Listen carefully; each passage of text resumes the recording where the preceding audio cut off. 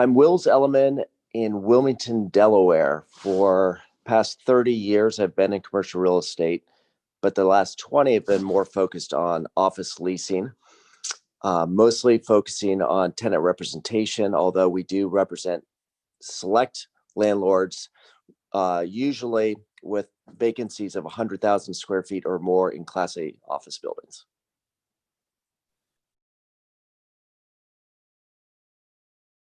Our companies are approaching the process for moving forward is incorporating more flexibility, more remote workers, having people having hoteling, more common areas, but certainly no where the trend was densification, and you had people on with benches shoulder to shoulder. That is absolutely going to be a thing of the past, and I think that may be a thing of the past beyond having a vaccine. It was just so distracting for people to work in that environment.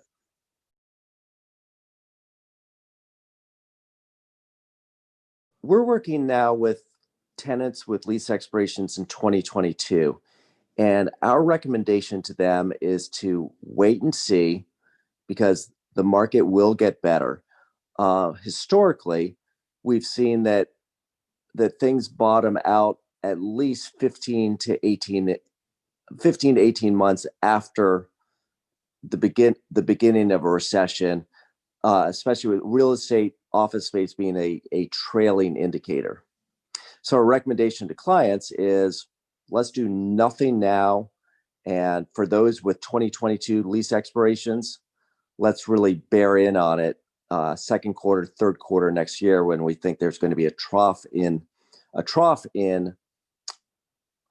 leasing prices, and that will be the time to strike.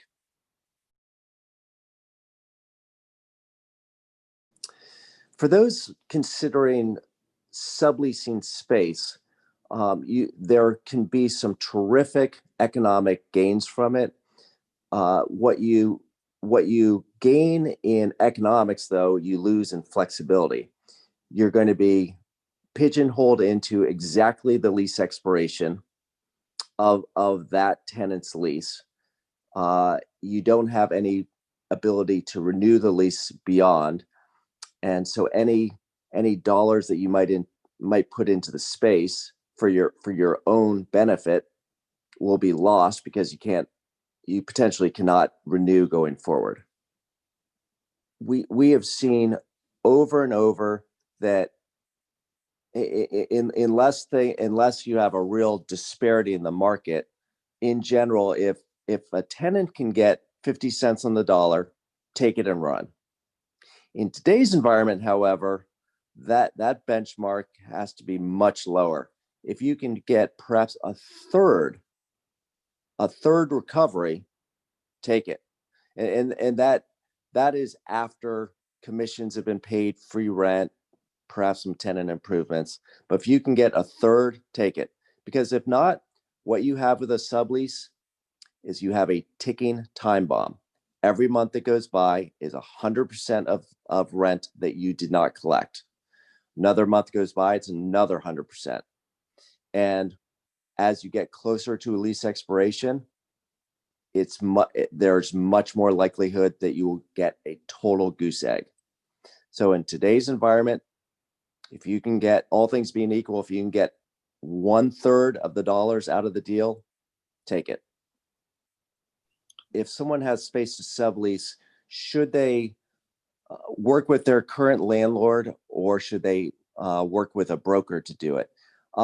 The answer is yes in both ways, or yes, work with let the landlord know, please, have them work with you to try to sublease it.